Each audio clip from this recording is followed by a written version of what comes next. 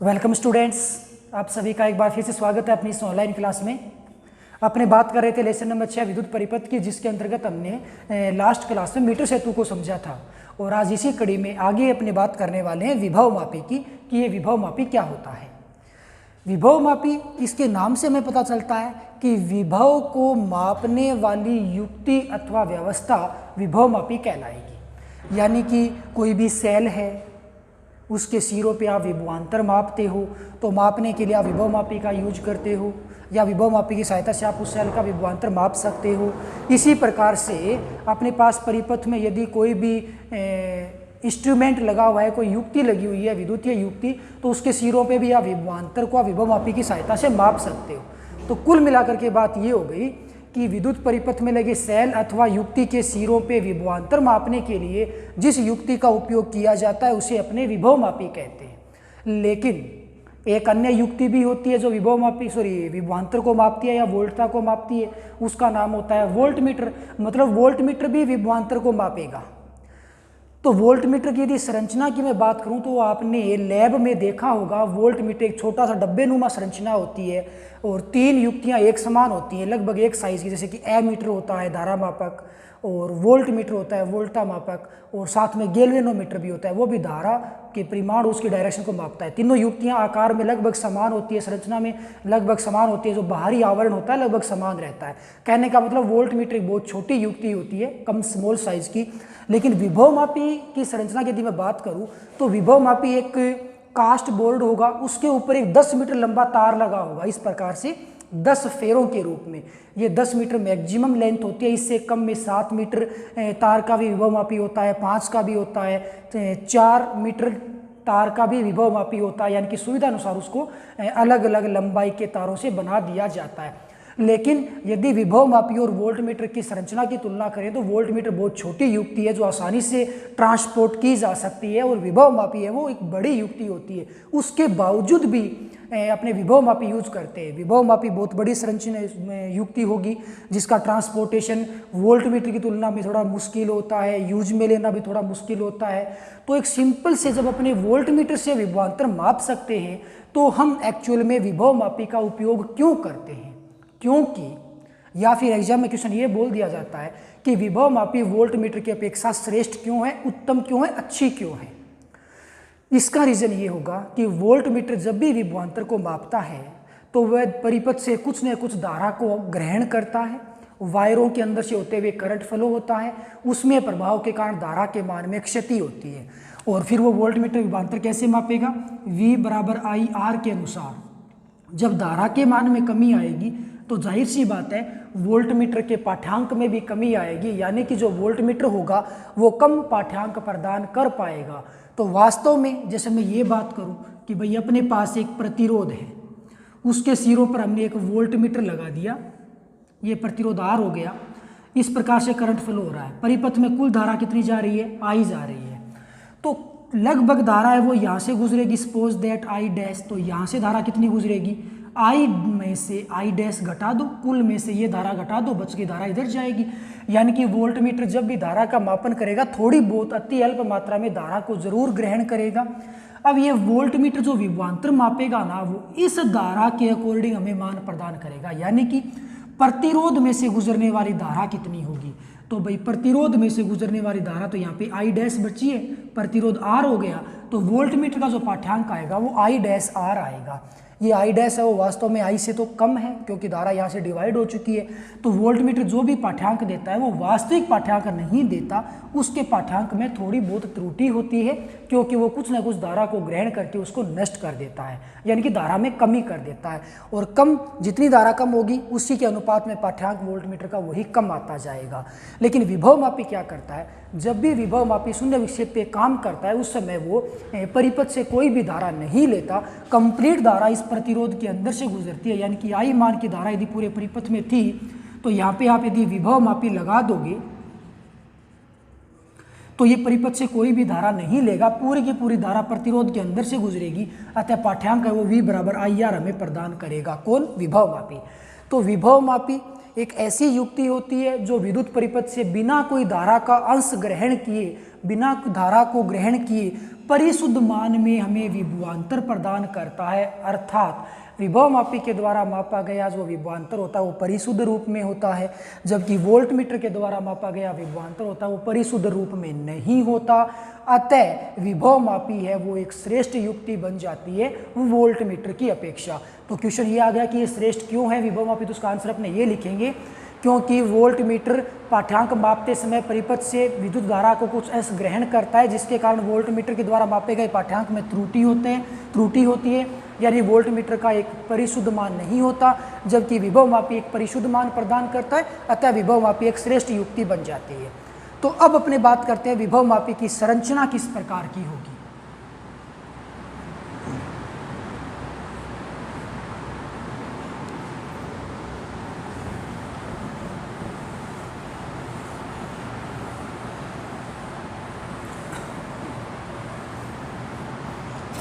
विभवमापी की संरचना में एक कास्ट बोर्ड होगा, लकड़ी का फट्टा जिसे कह सकते हो, कुछ इस प्रकार से। इसके ऊपर एक टर्मिनल यहाँ लगा होता है जिसको मैंने ए नाम दे दिया, और एक टर्मिनल यहाँ लगा होता है जिसको मैंने बी नाम दे दिया।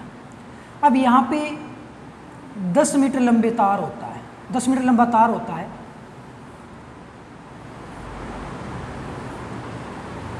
अब ये जितने भी वायर बन गए होंगे आप इसको 10 समझना, ये जितने भी बन गए होंगे आप इसको 10 मानोगे कि ये 10 है।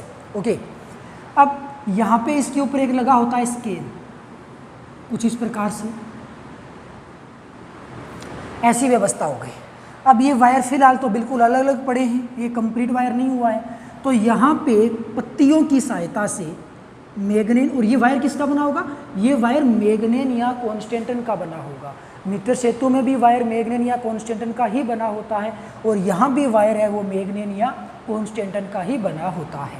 अब इनको आप जोड़ोगे कैसे, धातु की पत्तियों के द्वारा यहाँ पे इस प्रकार कनेक्शन कर दिया, फिर इस प्रकार से यहाँ पे धातु की पत्तियों के द्वारा कनेक्शन, फिर यहाँ पे धातु की पत्तियों के द्वारा कनेक्शन, तो कुछ ऐसी व्यवस्था होती है,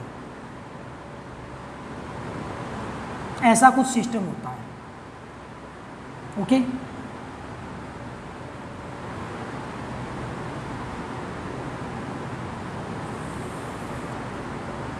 ये इसका बी पॉइंट है। ठीक है जी, तो अब ये जो भी वायर है वो कंप्लीट कौन से क्रम में जुड़ गया, श्रेणी क्रम में जुड़ चुका है। 10 फेरे हैं, 10 मीटर लंबा तार है, और यहाँ पे ये कंप्लीट जो पैमाना होता है वो 100 सेंटीमीटर का होता है, यानी कि 1 मीटर का होता है। तो कुल मिलाकर के 10 वायर हो गए तो 10 मीटर बन चुका है। ओके, सुविधा के अनुसार आप 8 मीटर या 7 मीटर या 5 मीटर लंबा वायर ले सकते हो, तो वो डिपेंड करता है कि विभवमापी किस प्रकार का है। तो ये जो सिंपल आपको संरचना नजर आ रही है जिसमें 10 मीटर लंबा तार होगा जो कि धातु की पत्तियों के द्वारा श्रेणी क्रम में संयोजित होता है, इस कंप्लीट संरचना को हम क्या कहेंगे, ये किसकी संरचना होगी, विभवमापी की संरचना होगी। संरचना के पश्चात अब अपनी बात करते हैं इसके सिद्धांत की, कि विभवमापी किस सिद्धांत पे कार्य करता है, कैसे ये काम करेगा, उसके प्रिंसिपल क्या होंगे, काम करने का तरीका क्या होगा, आइए उसकी बात कर लेते हैं।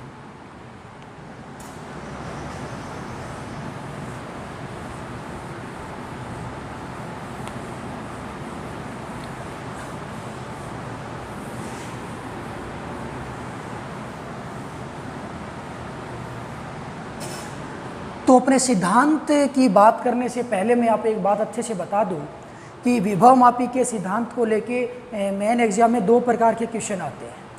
विभवमापी का सिद्धांत क्या है, 1 नंबर का क्वेश्चन भी आ सकता है। विभवमापी का सिद्धांत क्या है समझाइए, 2 नंबर का क्वेश्चन भी आ सकता है।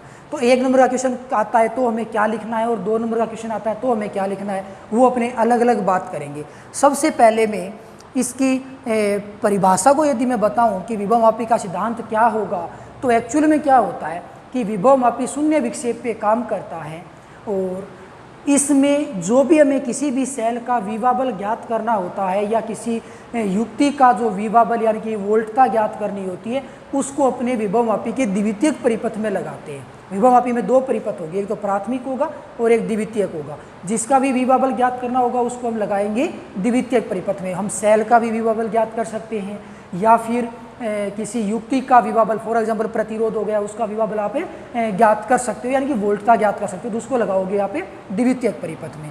अब ये काम कैसे करेगा, इसके सिद्धांत की एग्जैक्ट डेफिनेशन को बताने से पहले हमें इसके सिद्धांत की वर्किंग को समझना होगा। जब अपने वर्किंग समझ में आ जाएगी तो इसकी एग्जैक्ट डेफिनेशन यानी कि प्रिंसिपल है वो आसानी से समझ में आ जाएगा।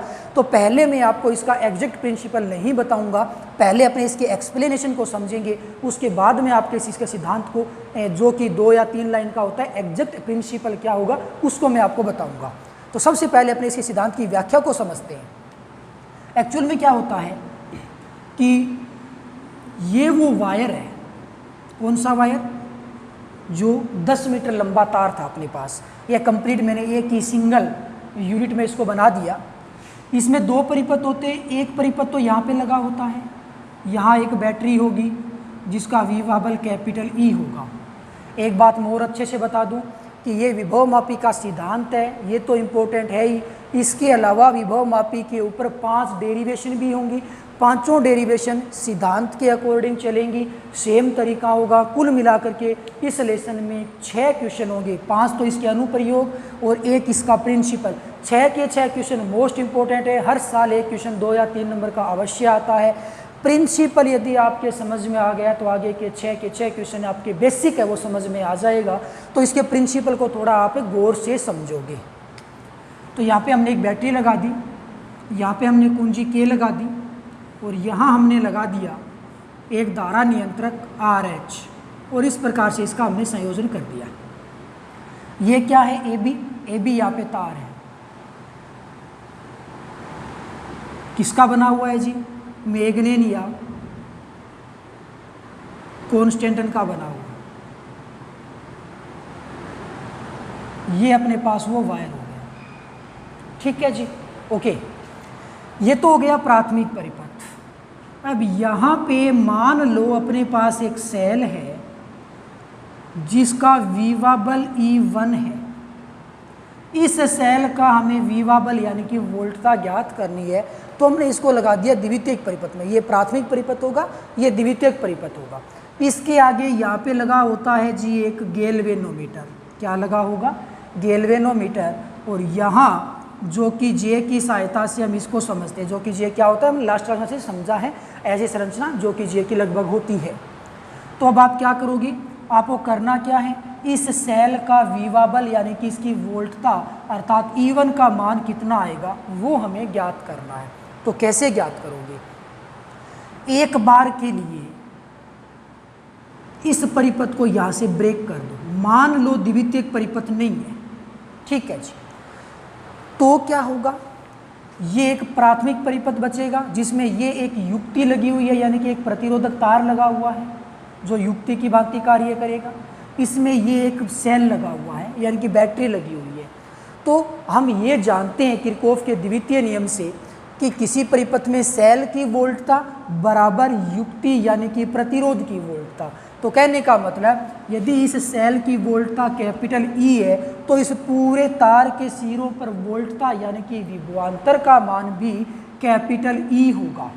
जितना सेल का विभवांतर होगा उतना ही युक्ति का विभवांतर होना है, यानी कि E बराबर क्या बनेगा, A से लेके B पूरे तार का विभवांतर बनेगा, क्योंकि सेल की वोल्टता बराबर युक्तियों की वोल्टता। सिंपल सा बेसिक है, यही बेसिक पूरे रिलेशन में आगे की डेरिवेशन में काम आने वाला है। तो याद रखोगे सेल की वोल्टता बराबर क्या होगा, उस परिपथ में लगी युक्ति या प्रतिरोध की वोल्टता, ठीक है जी।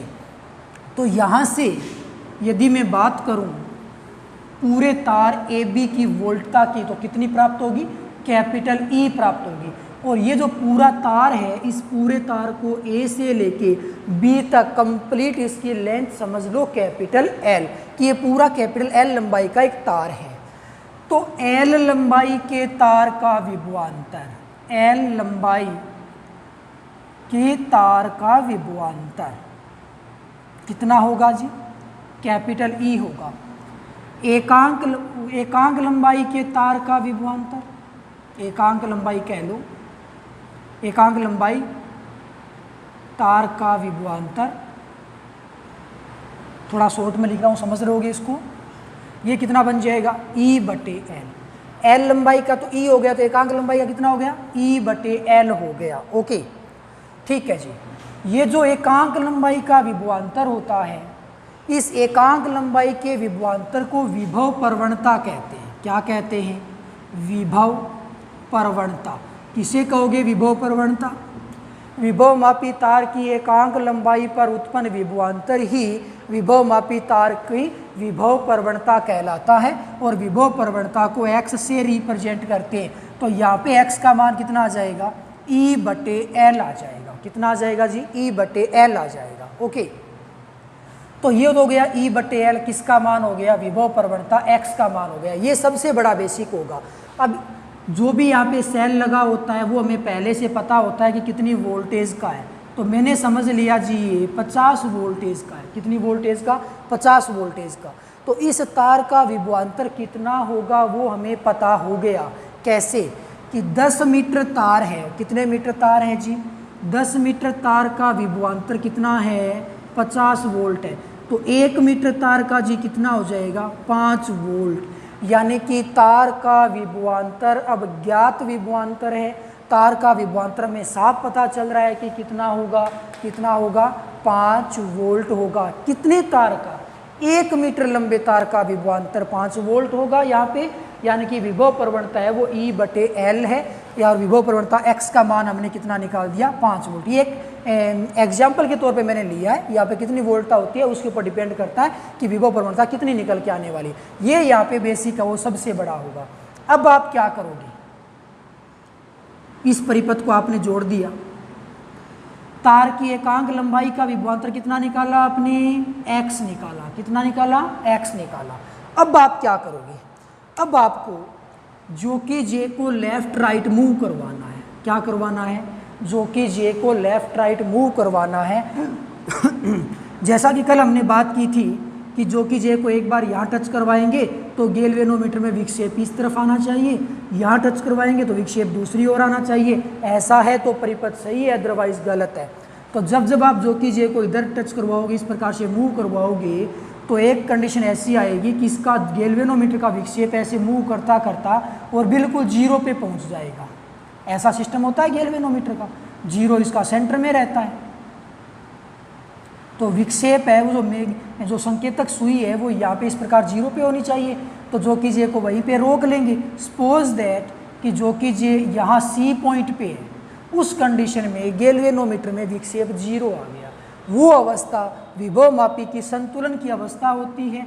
और मान लिया कि उस कंडीशन में इस विभव मापी तार की लंबाई स्मॉल l है, तो यहाँ पे ये स्मॉल l है वो क्या बन जाएगा? विभव मापी के संतुलित तार की लंबाई बन जाएगा। यानी कि संतुलित तार की लंबाई स्मॉल l। तो विभव मापी के संतुलन की अवस्था में संतुलित तार की लंबाई यहाँ पे स्मॉल l है।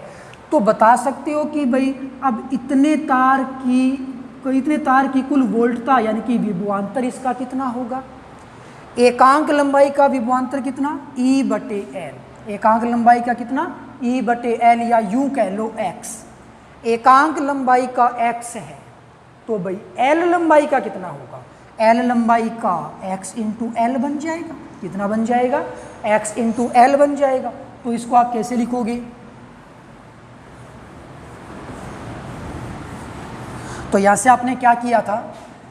ये अपने पास मान निकल के आ गया था। चलो मैं इसको थोड़ा सा क्लियर करने के लिए मैं इस L तार का जो विभवांतर है VAB मान लूँगा, ताकि अपने बेटर समझ में आए कि भाई AB तार के लिए V विभवांतर है। तो यहाँ पे एकांक लंबाई के तार का विभवांतर कितना बन जाएगा? VAB/L बन जाएगा, जिसको आप क्या कहोगे? x कहोगे। तो कुल मिलाकर के यहाँ से आप जब AB तार का कंप्लीट विभवांतर प्राप्त करते हो तो वो कितना मिलता है? x इंटू L मिलता है। ओके, तो पूरे तार का विभवांतर x इंटू L हो गया। ठीक है, और एकांक लंबाई का कितना हो गया? एकांक लंबाई का यहाँ पे VAB/L हो चुका है, यानी कि x हो चुका है। तो हमने संतुलन की लंबाई L प्राप्त कर ली। तो इस पूरे तार A से लेके C तक का विभवांतर कितना होगा? तो VAC, अतः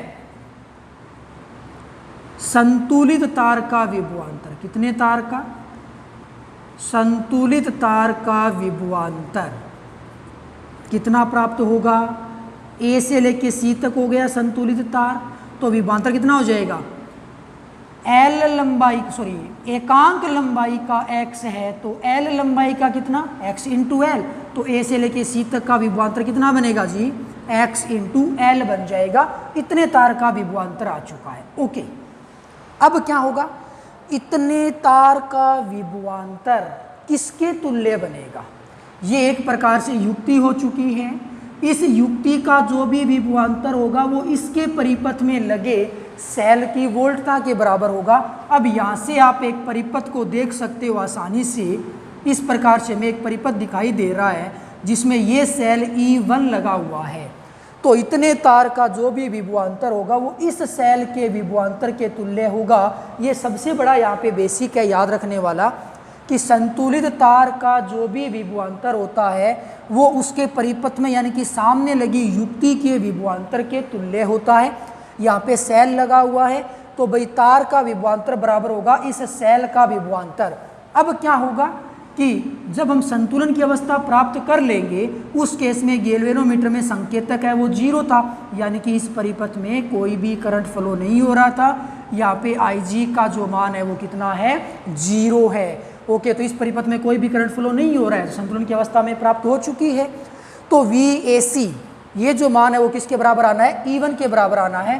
तो संतुलन की अवस्था में आप ऐसा कह सकते हो, संतुलन की अवस्था में हम ऐसा बोलेंगे कि E1 बराबर क्या होगा, VAC होगा। ये वही बेसिक है कि बैटरी की वोल्टता बराबर विद्युत युक्ति की वोल्टता। पूरे तार की जो वोल्टता थी वो तो इसके बराबर थी, क्यों, क्योंकि पूरा तार है वो इस परिपथ में आ रहा है तो उसी परिपथ के सेल की वोल्टता के बराबर होना है। लेकिन अभी हमने बात की है इतने तार की, तो इतना तार है वो इस परिपथ में आ रहा है तो इसकी वोल्टता इस सेल के बराबर होनी है। तो E1 बराबर VAC हो जाएगा। तो E1 बराबर यहाँ से क्या बन जाएगा, VAC का मान कितना होगा, x इंटू एल हो जाएगा। अब समीकरण नंबर 4, x इंटू एल का मान अपने पास है, कैसे, जैसे हमने एग्जाम्पल के तौर पे 5 वोल्ट हमने मान देखा था कि एकांक लंबाई पे विभवांतर 5 वोल्ट है और ये संतुलित लंबाई ऊपर एक पैमाना लगा होता है। मान लो उसके कारण 250 सेंटीमीटर निकल के आ गई, आप इसको मीटर में कन्वर्ट करोगे 2.5 मीटर हो गया।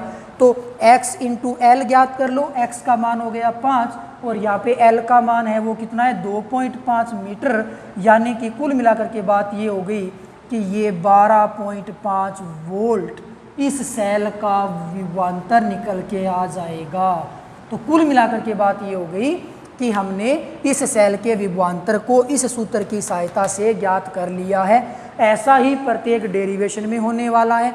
तो डेरिवेशन में हम करने वाले क्या हैं, ये स्टेप काम में आएगी। ये तो हमने फिक्स कर दिया कि एकांक लंबाई का विभवांतर x इंटू एल x बराबर VAB बटे में L होता है और VAB यहाँ पे इस सेल की वोल्टता है, उसी के तुल्य VAB होना है। हमें प्रत्येक डेरिवेशन में करना क्या है, संतुलन की अवस्था को प्राप्त करना है, कितनी लंबाई प्राप्त हुई उसको देखना है। तो संतुलित तार का विभवांतर होगा वो इस सेल के बराबर आ जाएगा, दोनों को बराबर करोगे सेल का विभवांतर निकल के आ जाएगा।